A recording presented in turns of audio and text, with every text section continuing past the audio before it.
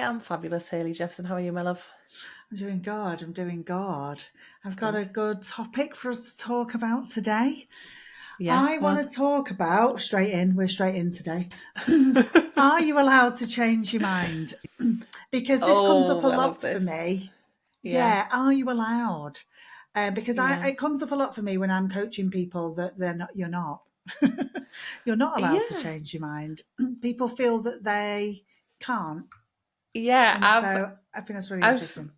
I love this topic. I think about this quite a lot in myself, like what I've changed my mind about, because I had the same kind of Hmm. coaching client who was like, "Well, I can't do that because I've said that I was going to do one thing, and I just can't possibly." And I was like, I changed my mind on loads of things, like historically, like little things, Yeah. big things. So yeah, let's go for it. Hmm. So Yeah. what's the Jepson theory on mind changing? I think there's two big things that stand out for me for people who feel like they're not allowed to change their mind, Yeah, yeah, or, and are not changing. And I think it's this. Number one is a bit like, I've made my bed, now I've got to lie in it. That yeah, sort of vibe, yeah, so I can't change. I just have to suck it up. yeah, I did what I did and this is it forever, that kind yeah, of thing. So yeah, people feel like they can't be seen to be going back on decisions and changing their mind. They're worried yeah. about what people will think. Mm-hmm. Really thinking that people are paying loads of attention to everything that you ever say. Yeah, And also worried about seeming like flaky or a flip flopper, but yeah, just like not allowed to change your mind, to change direction. There's a martyry vibe about it, yeah, of just like, oh well, I did that, I made that bad decision, or I got more information, but now I can't change my mind. It just, I have to. I it's I so come funny. across that a lot. Yeah. Like it's not an option. I spend a lot of my time giving people permission to change their minds, Yeah, which is that's a big interesting. part of coaching, isn't it? Yeah, I feel the same. And the person I'm speaking about it was that last one. It's the will I be seen as being flaky and flip floppy, and that doesn't align with my identity. I don't want Yes, to be seen that way. Yeah, so yes, that makes a lot of sense. Yeah, yeah. And I think the other, am I allowed to change my mind? Why am I not changing type thing is, a lot of people are just resistant to change. Generally, yeah, it's really common that people are mm, resistant to change, but I think there's a lot of different reasons why people are resistant to change. And I think we talked about this a little bit a couple of episodes ago in the procrastination episode. hmm, And I think people sometimes are resistant to change because they're worried about what will happen next. yeah, And so there's a crossover between procrastinating and not changing. There's a little yeah. Like crossover there, I think. yeah, I can feel that as well. And it's like you touch on the comfort zone, and I like a hefty phrase. I like to remember little phrases in my brain. And one of them for this is people will take a familiar hell over an unfamiliar heaven. Like, even when Yes. like, okay, this is not what I thought it was going to be. I don't like this. I'm not enjoying this anymore. It's still But will it familiar. be worse? So, well, yeah, that's it. It could be better, but oh my God, what if it's worse? So I'll just What accept if it's this like worse? terrible situation because the unfamiliar could be great, but it might not be. But it's ultimately unfamiliar. Yeah, it makes a lot of sense. Um, Yeah. I see as well people, and this was a reflection on what I felt as well. It's quite hard to go from being the most competent person in a room, or just generally very competent, to somewhere where you're not competent. So, like, I see this, and this existed Mm, for me when I went from doing hair to doing coaching.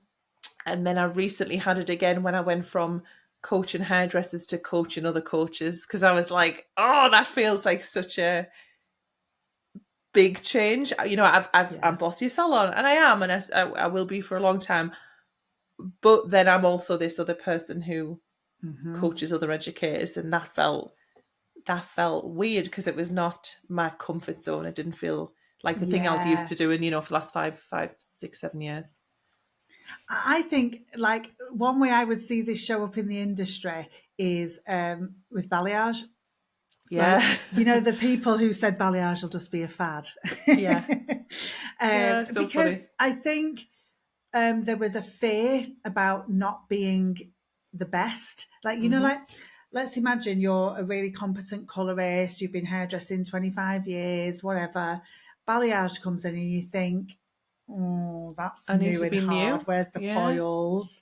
It'll be and I heard so many people say, it'll be a fad. I don't like it. And it's And I still think kicking that was about. based in fear, a resistance to change. Yeah. But then I think some people have been brave and changed their mind and said, all right, it's not going away, I'm going to learn. And some people haven't, and all of that sort of thing. But I feel like the balayage was a really big thing in the industry. Totally, yeah. One of the biggest things I've seen with resistance around it, with my generation, and I remember feeling it because just as I came, ombre was the thing, just as I left the industry. Remember The dip ombre? dyes, ombres and dip dyes. Good. That was the thing that was coming in, and then that really developed into balayage and the much more lived in beautiful work that we see now. And so as I came back out of therapy, that's what was in. And I was a colorist, and I was like, "Oh God, I'm going to have to learn." And there was that phase of, "I don't want to," but I did. But I remember listening to a lot of people saying, "This won't last."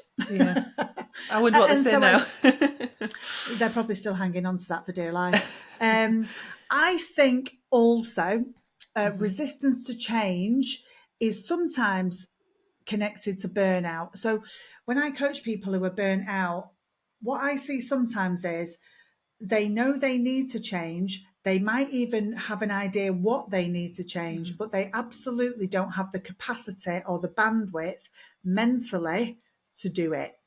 Yeah, and makes so sense. the resistance to change just comes from, I haven't got time to think about that. I'm so on this hamster wheel of chaos. Yeah.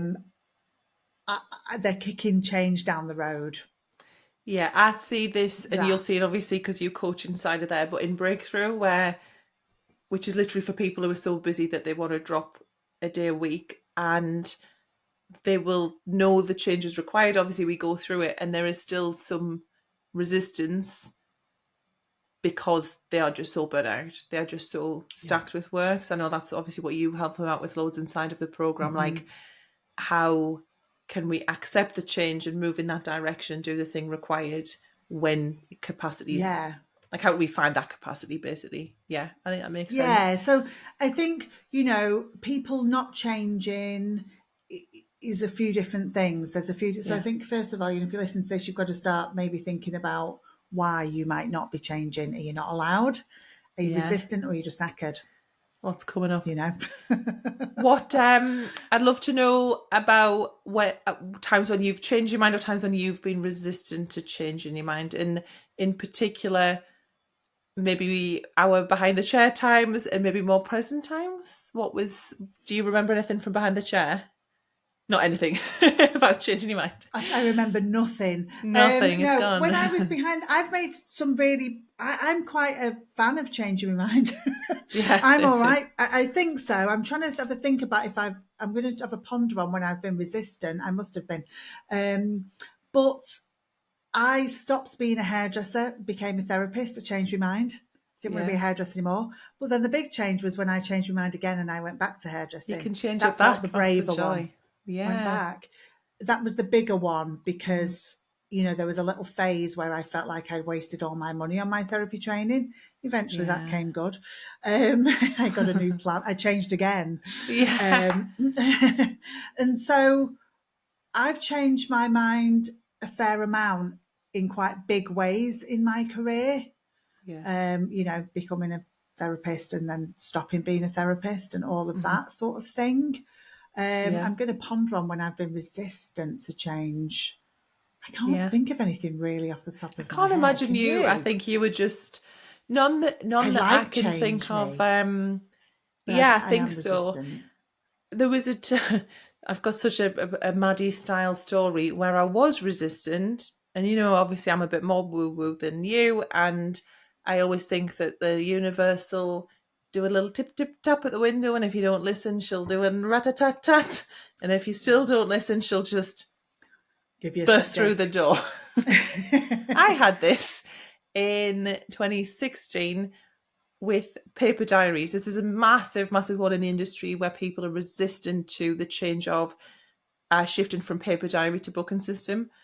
I literally have this post in my group more than once a day. I'm thinking about a booking system, but I'm worried about, will my clients be able to book in? What happens if they book the wrong thing? Will I be left with all these gaps? And I had exactly the same. Will it work because I did 1 or 2 days mobile as well. So I did all of these, the normal kind of objections and resistances to having a booking system.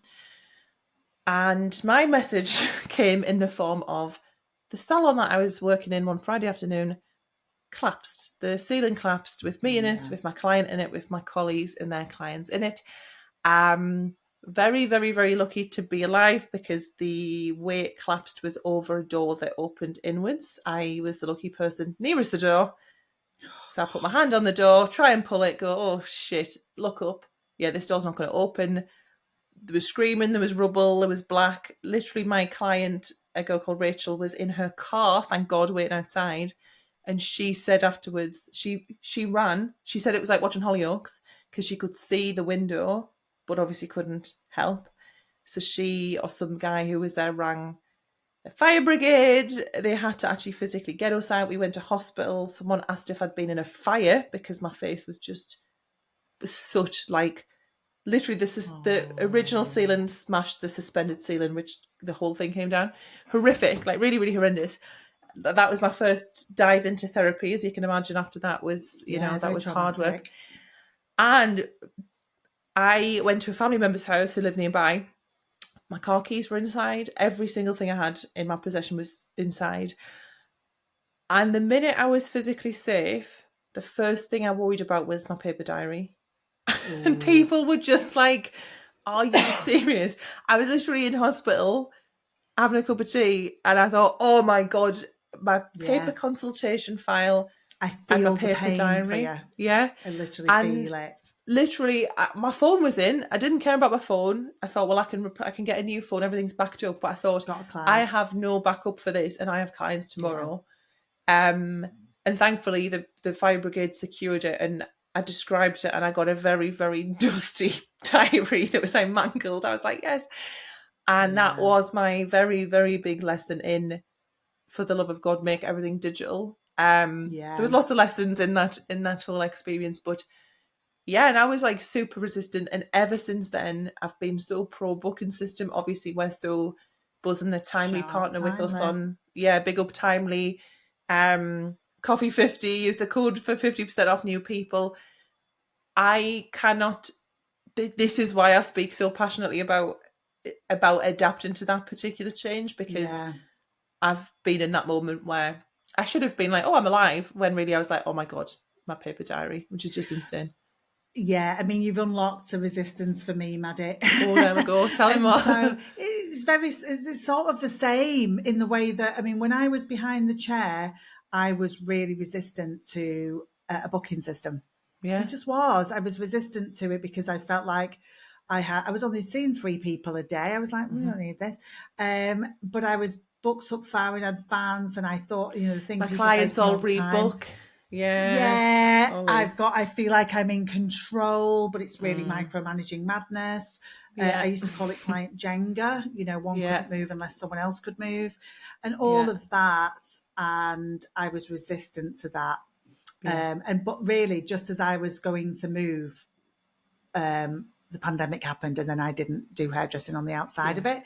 Now, for my business that I do now, I have a booking system for my appointments, one-to-ones and all of that. But early in my business, Maddie, I had a paper diary for my life and other stuff I was doing, like all my workshops were paper diaries. Oh my God, that actually makes me feel ill. I mean, I was just, I fell back into the new level, new devil. I need to be in control of this situation. Mm-hmm. And then when I started to travel up and down the country, my paper diary was coming with me because I was answering emails in hotels about when workshops were going to be and booking things with salons all over the show. And it dawned on me that if I lost this diary, my life and my sanity were gone. Mm-hmm. And I thought, I'm going to have to digitize this. I'm going to have to practice what I preach. And so I was really resistant to getting like, your diary on your phone and using it because, and I think I didn't have the bandwidth to learn. I just, Yeah, I was that's like, it. oh, new tech, I can't be bothered. But again, it changed my life. But I was resistant to that. And it was interesting because I'd conquered it behind the chair. But as we say, sometimes when you change, the same problems come up in disguise. And so the same thing pops up again. Yeah. It's like if I go back to being a therapist, I'll probably get a paper diary and have to learn it all Yeah. again. And it'd be like, You know, hello. yeah, it's like I fall back into this pattern of wanting to really control it. And so Yeah. online booking systems really are freedom for hairdressers, I Like think. we just can't stress this point enough. Like it is, and you don't know it until. I don't want people to only learn this when they're put in this horrendous situation. Like again, learn from my mistakes. I've got so many of them. Like please take them and for the love of God, someone learn from them. Yes, Yeah. yes. So I was resistant to change with something in the resilient hairdresser business for a while. And we Yeah. talked about it back and forth, me, you, and the crew, for about a year. And Oh I hell. had created two memberships. One was for salon owners and one was for freelancers. And I thought they needed to be kept separate for varying reasons. I was worried they might not get on because, well, if you're a hairdresser listening to this, you know why. I Yeah. was worried they might not get on and not support each other. And I thought they had different problems that I was helping them with because I was helping salon owners with leadership and freelancers more with boundaries and stuff. But I really only wanted one membership. And what happened over the time was I realised I wanted to just help hairdressers with mental health, boundaries, all of that stuff.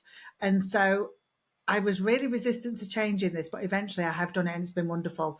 Is I just combined them into one membership, the Resilient Hairdresser. And now I have freelancers, salon owners, employed people, all sorts of people in there, all supporting themselves because supporting each other because the main things that brings us together is everyone just wants to feel better and have a nicer life. That's it. And Yeah. it's really, and when I asked a few people in my memberships, like, how will you feel about bringing freelancers or salon owners or whatever in, people all just said, oh, I'd like to hear other people's opinions Yeah. who do something different than me because I might learn something. And I was like, yes, these are my people.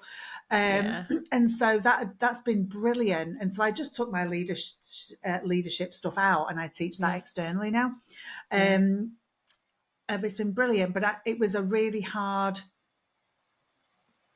decision I remember, to yeah, I remember change there was that. lots of discussion about it, and but I also think, Haley, it's like a testament to the spaces that you create in your memberships and your programs. Like you work with and naturally attract people who are open to other viewpoints and who can get Yeah. along with other people. So I think that's not everyone could have Yeah. done that in the way that you did that, and I think that's how you are plays a part in that too. But yeah, I Oh, totally thanks, Maddie. understood your That's feelings. nice. I like to big But you up. yeah, I was worried that I would end up with a Facebook group of people blaming each other for Yeah, everything. But imagine. because of the sort of stuff that we talk about, and that wasn't based on the people in my memberships, that was No. based on what I was seeing on Yes, social outside. media. Yeah, yeah. I get Yeah. that. And then I realized I don't attract those people.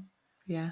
And there's real lessons in listening to people who do the same as you in a different way or just people doing different things, isn't there, and all of Yeah. that. So anyway, it's worked out wonderfully and it's a treat in there. Good. It does. It's a joy. It usually I does. love my membership.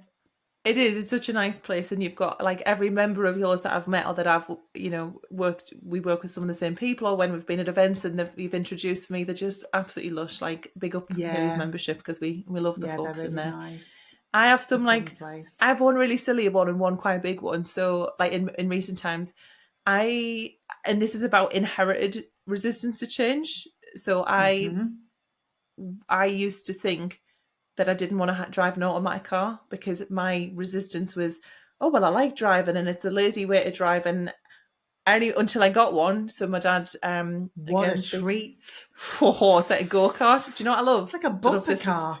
don't know if this It's is road legal, amazing. but you've got one hand free for a nice coffee. That's the best bit. You can just sip your coffee or whatever you're A drinking. lot less thinking. I don't drive Yeah. an automatic now, but I have done. I had an automatic car for a Oh, while, and I just I'm thought, why so is anyone bothering totally converted. with a And gear stick? like my old camper van was automatic. I've got the big beast now, that's automatic. When we go to America, it's so much easier because I just drive automatic, so you don't have to think of the whole. When I was in Iceland in a manual, I kept putting my hand to my left for my gears, and I was like, God damn it, like doing Yeah, my head in. So it's just one too much to think like about. something else to think about. But I notice now when I tell people or when I ask people, would you ever get out? They're like, no, no, no, I like to drive, and it's not a real way of driving. And I'm like, yeah, I thought that. And it was just an It's just inherited. weird snobbery. I just heard people say that, and that's not how I felt at all. So it's just one of those weird things. But the bigger one, people thought was absolutely insane for doing this. People in my business, like advisors, people who know the back end of my business, were like, why are you doing this? I retired two programs. I retired a program called Inner Circle, which was like a 12-week, it's Hmm. not a 12-month, then it was 12-week, like a growth program, and the Abundance Academy, which is a membership. Oh yeah, And they were like very successful in terms of like, everyone tells you to yeah, do a they're doing well. membership, it's recurring Hmm. revenue, the first of the month, you've got money, in the pot. And Inner Circle did phenomenally well. I think we did over 6 figures on that program, and people just thought I was absolutely insane. But I couldn't, for Inner Circle in particular, I couldn't explain it. I couldn't say what it was because it just became too many things. And I just put the whole kitchen sink, and I found that our completion rates were going down because there was just too much stuff in it. I couldn't I couldn't Yes. market it easily because I was like, I don't even really, it's so many things. And I'd had mentorship and coaching around that, and really refining your offer and your promise. And I was like, yeah, this doesn't work anymore. And I stopped doing both of those things, like kind of fairly close together. And anyway, happy ending, it all works out for the best. It's, another thing with a membership is that I realize I like to work with people in shorter bursts in a much more transformative way than an ongoing, oh, we'll Hmm. meet and we'll have a chat. Like that for me didn't work, but I know that for a lot of people that is that they like to have, like the work that you do suits a membership Yeah, it does perfectly. suit that a bit more. Yeah. Whereas for me it didn't fit, and I can't even fully describe that. And I stopped it. And again, like I'd done this whole launch, I'd paid for branding for the new things, like created all Yeah, this the Abundance content, and I Academy was did like, really well, didn't it? yeah. Like you had a And lot then of I was like, members. I'm going to close. Yeah. And it was a decision again that I agonized over for a really, really long time. But I'm glad that I made it because it freed up my capacity and time to make things that I think are better. Hmm. Or I can help people in more like effective ways. So yeah, that was like Yeah. a major one for me. So for anyone Hmm. who's in this phase now, and then maybe in the do I change my mind, or whether in this resistance to change, what do we do? I think for the I've made my bed people, I think one of the first things we can do is like just give yourself permission to change your mind. Yeah. Like give it Take yourself. this We're permission. we're It's giving you happening now. it. We're Yeah. giving you permission. Yeah. You are allowed That's to change it. your mind. I made a post once on Instagram that just said you're allowed to change your mind. So And like refreshing people were though. like, really? I know. Can Just I? permission. Yeah. And it was like it, I got a lot of comments of Yeah. people saying, I kind of didn't think I was. And I was like, yeah, you can change your prices, your boundaries, your days, the week that you Anything work. you You can do whatever want. you want. Yeah, Do I whatever love you want. that. Yeah. If you're self-employed. Yeah. And so I think that the I've made my bed type of are you allowed to change situation is really like a limiting belief. Oh yeah. Um, it's you've decided that that's a fact. I'm Hmm. not allowed to change my mind. I've Yeah. made my bed. I've got a lie in it. Like it sounds like a fact, which Hmm. limiting beliefs sound like facts. And so I have a class that I run sometimes called Bye Bye Limiting Beliefs, and Hmm. it's a 12-step system to move through limiting beliefs. And one of the first steps is to think about when you first heard this. Like, can you hear your mum saying it or Yeah. your nan or a teacher? Like, where did it come from? Because often they're not ours. Yeah. That's what's important. We inherit limiting beliefs a lot from people or society, Hmm. all that kind of stuff. And so I think about things like that. Where's it come from? Fact check it. Do you actually believe that? Yeah. And then, like, if someone else said that, how would you think about that? Yeah. And I say to people, like, what do you think if I change my mind? Yeah. And they're like, well, that's all right. Yeah. You're It's so allowed funny. to. You're I'm allowed. not. And I'm like, oh, We play by explain different why. rules. Yeah. And sometimes when you have these conversations with people kind of realize that Yeah. it's built on very shaky ground, Yeah. And I think, that belief.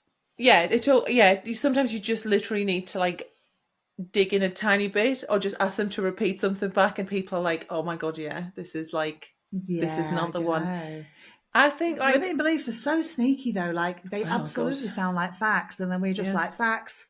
Yeah. Yeah, It's like ruling that's like 90% of your solid life. gold truth. It's We insane. don't question it. No, It's I so funny how totally they get show that. up. Yeah. Yeah, obviously there's heaps of them in the money mindset stuff as well. Um, Yeah. I think sometimes it can be the best thing that you can do. Like for me, sometimes uncommitting from something that I've been very deeply committed to in terms of a decision and changing or even quitting as well. And I think I want to encourage people to quit things and put things down. Like we have this, especially in hustle Yeah. culture, it's like, don't quit. Well, yeah, you can quit Yeah. something if No, it do doesn't quit. work, if it doesn't Yeah. serve you, or even if it's just, it's done its time, it worked at a particular point and now you want something different. Like you also have permission to quit Yes. things, just not even change your mind, I just put it just down. Yeah. I just think sometimes we get new information.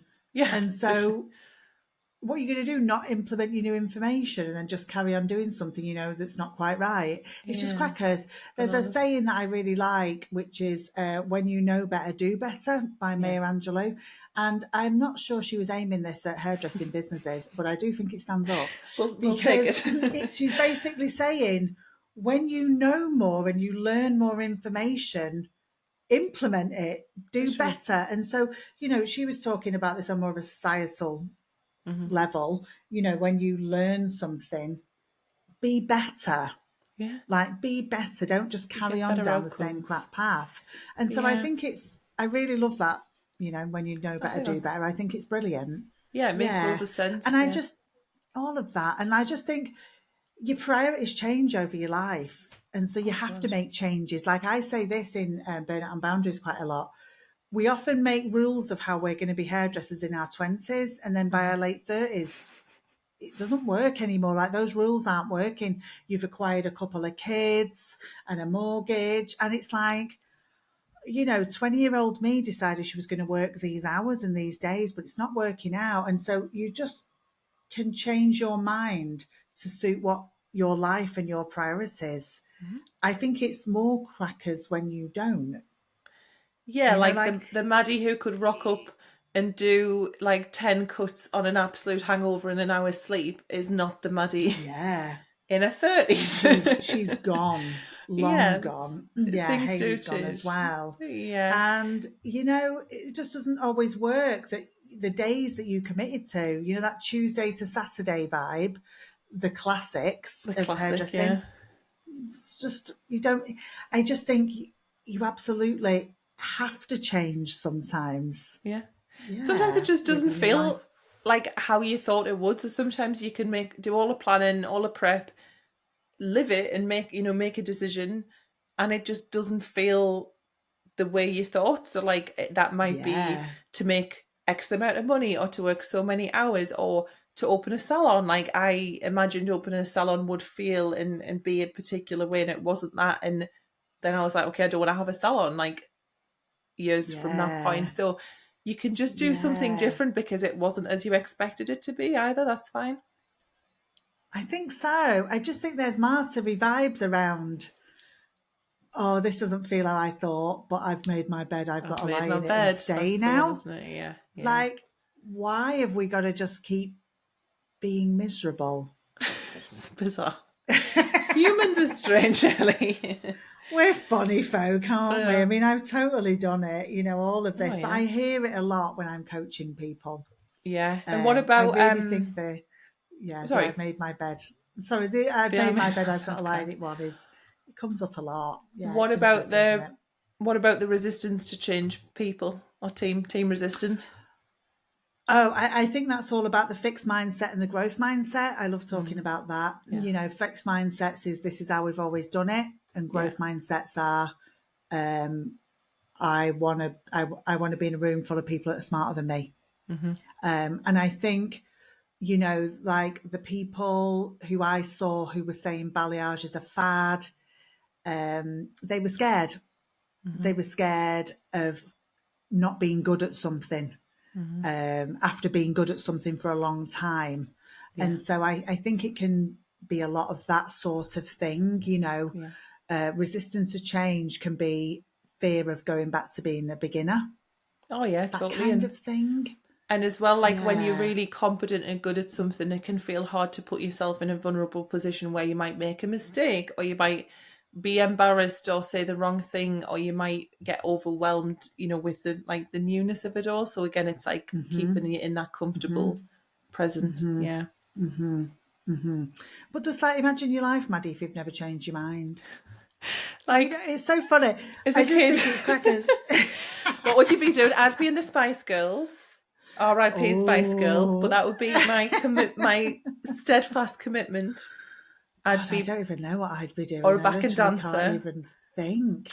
What did I want to Um, be? There'd be a lot of astronauts, though, failed astronauts knocking around, wouldn't there? well, I loved You being know, a like when you were bus a kid. driver. I used to go on the bus with my granddad, and I'd make him keep the tickets, and then I'd make us play bus driver in the house, which was I sat on the front of the sofa, and he'd get Oh, on and he'd be like, "Want a town?" and I'd give him a bus ticket. So I'd be, bless your granddad. I know, Did you oh, do big. clipper cards? What's that? Oh, I'm so old, aren't I? Clipper cards. It was a What are bit they? like an early Oyster card. And it was like this piece of paper, and you used to put it in. It was like, Oh, do you like when you see in old factories people clock in and out? yes, yeah. I It was think a I bit might like have that. just And so it missed had them.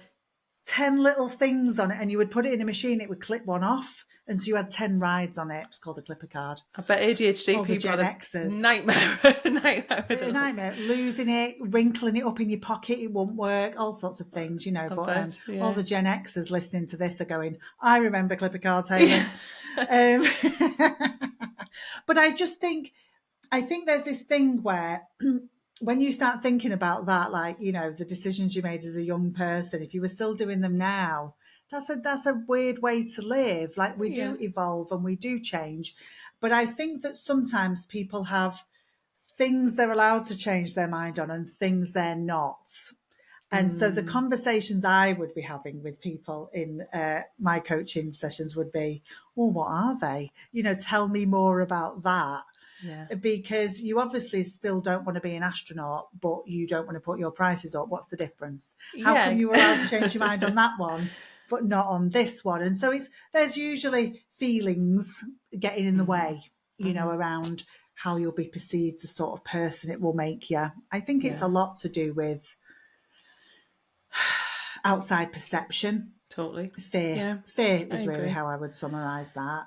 And Yeah. I think like even if you don't change, so I like feel like I've changed so much, like so many things from when I was like in my 20s. So like I don't drink, all of this stuff.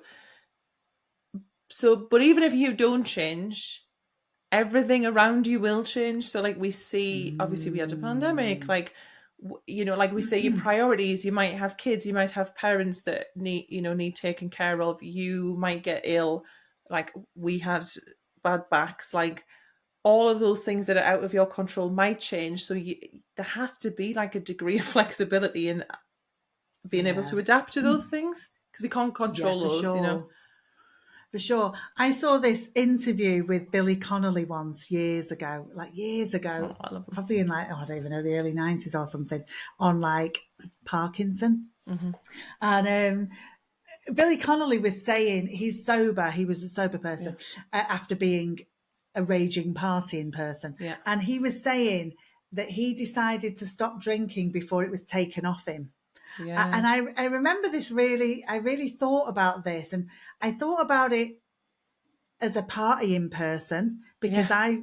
I'm not sober, but I don't really drink very often anymore.